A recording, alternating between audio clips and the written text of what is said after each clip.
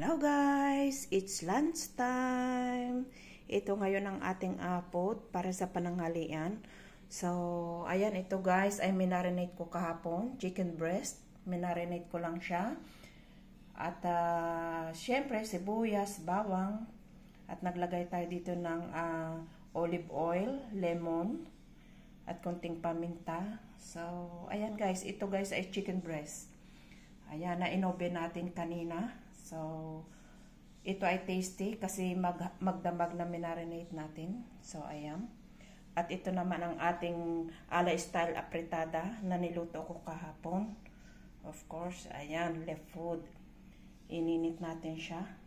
Ayan. So, meron tayo dito toyo na may kamatis na nilagyan natin ng lemon. Ayan. At ito ang ating rice. So, ayan guys, ang ating napakasimpleng pananghalian. So, look yummy. Ayan. At ito naman ang ating drinks. Sprite and Coke. Ayan. Look yummy guys. Napakasimpleng food para sa pananghalian. So, kain tayo guys. Kain tayo. Ayan. Maraming salamat guys sa panunod ng aking mga video. So, maraming salamat. Ayan. So, hanggang dito na lang guys ang aking napakaikling video.